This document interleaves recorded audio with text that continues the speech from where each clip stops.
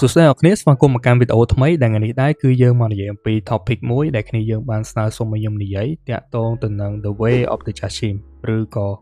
វិធីសាសនា Jashim វាពាក់ព័ន្ធជាមួយនឹងសាសនាឬក៏ក្រុមបូជាចិត្តដ៏ឃោរឃៅមួយក្រុមនៅក្នុងពិភពរបស់ Naruto សាសនានេះមនុស្សជាច្រើនគឺស្គាល់វាទៅតាមមាត់របស់ Hidan តាក់ទងទៅនឹងមនុស្សអមតៈនៅក្នុងក្រុម Akatsuki Member ប៉ុន្តែជាក់ស្ដែងគឺវាមានប្រវត្តិនិងមូលហេតុនិងរបៀបដែលបូជាដែលគួររន្ធត់នៅក្នុងសាសនានេះមុនចូលដល់ខ្លឹមសារនៃ clip សូមឲ្យអ្នកនរគ្នាកុំភ្លេចជួយ like subscribe និងបើក notification ម្នាក់មួយដើម្បីទទួលបានវីដេអូថ្មីទៀតពីខ្ញុំមុននឹងយើងអាចនិយាយអំពី Jashimism ឬក៏សាសនា Jashim យើងត្រូវតែចាប់ផ្ដើមជាមួយនឹង Hidan សិន Hidan ជាណាគេ Hidan គឺមកពី village នៃ Yugakure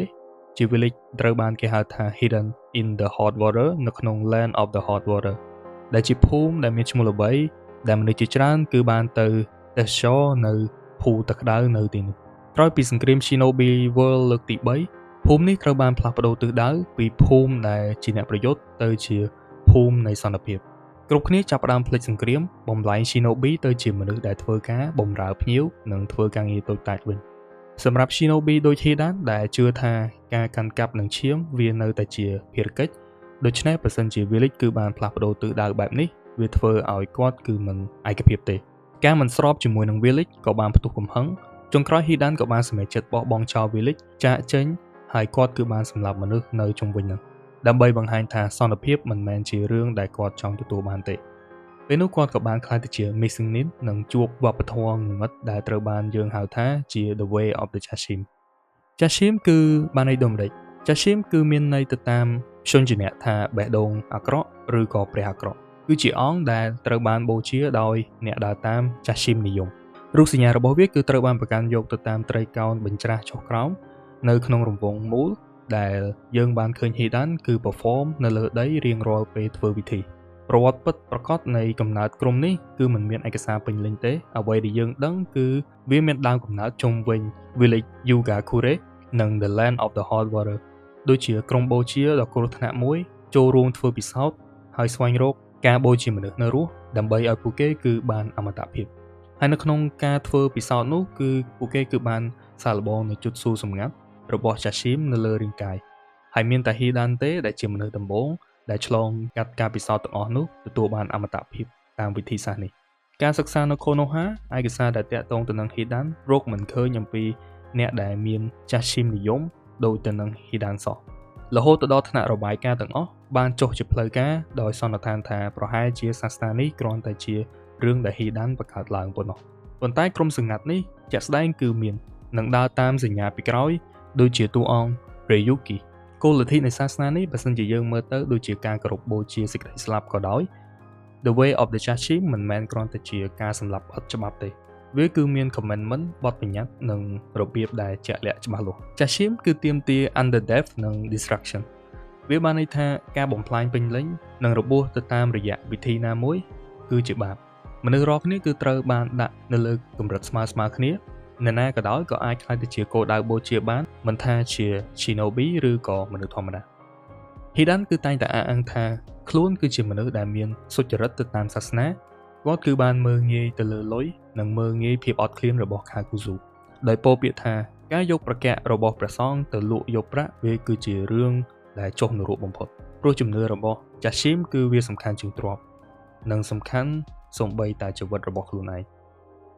ពិធីសាសនានិងការសម្លាប់ជាការបដូរយកពេលដែល Hidan គឺជួបគោលដៅមួយគាត់គឺមិនសម្លាប់ដោយផ្ទាល់នោះទេគាត់គឺបានធ្វើពិធីសាសនាដែលយើងមាន4ចំណុចទី1គឺចង់យកឈាមគោលដៅគឺដើម្បីប៉ះឬក៏កាន់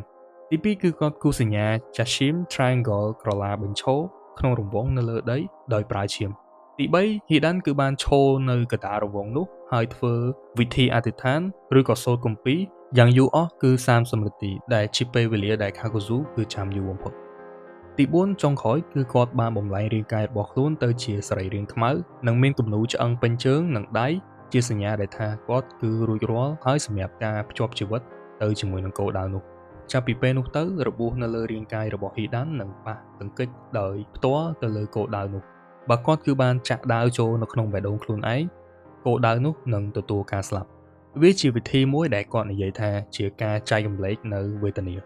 ឬក៏ share pain ដើម្បីឲ្យមនុស្សគឺយល់ពីការឈឺចាប់របស់អ្នកដទៃតាមរយៈការសម្លាប់ Hidan ក៏និយាយថាគាត់ត្រូវប្រគេន human sacrifice ជាប្រចាំបើកាលណាគឺមិនអាចសម្លាប់នរណាម្នាក់បានគាត់គឺត្រូវធ្វើព្រះវិហារដើម្បីសូមអភ័យទោសពី Jashim ការហូរឈាមរយៈពេលយូរនិងការឈឺចាប់មិនមែនសម្រាប់តែប្រឈមទៅលើគោលដៅដែលគាត់ចង់បាននោះទេតែ Hidan គឺមានអារម្មណ៍ថាគាត់គឺកំពុងតែបម្រើសាសនា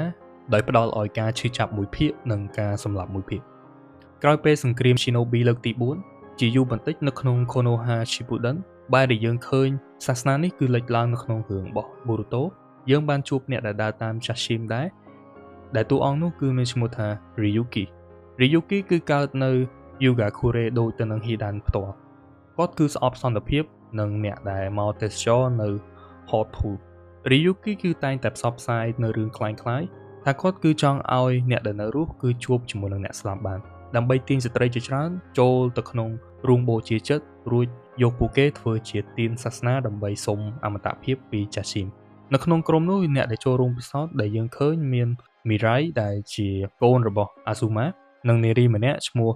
Tatsumi ដែលចង់ជួបម្ដាយដែលបានស្លាប់របស់នាង Ryuki គឺបានប្រើល្បិចឲ្យពួកគេគឺផឹកទឹកដែលមានថ្នាំ hallucination ឲ្យឃើញស្មារតីអ្នកស្លាប់ហើយប្រើជុតស៊ូប្លែកនៅលើ Tatsumi ដើម្បីវាយ Mirai ប៉ុន្តែ Mirai ក៏បានដឹងមុនប្រើ Gen Jutsu ខ្លែងឲ្យ Ryuki គឺគិតថាគាត់ទទួលបានឈាមនាងពិតប្រាកដហើយ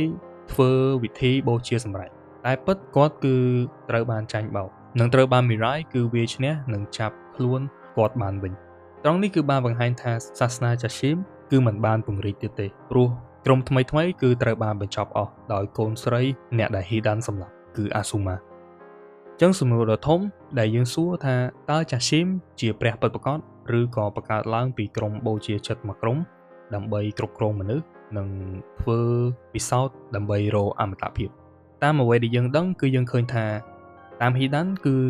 ទទួលបានអមតភាពតាមរយៈជុតស៊ូសម្ងាត់របស់ Jashim និងការបូជាមនុស្សជាច្រើន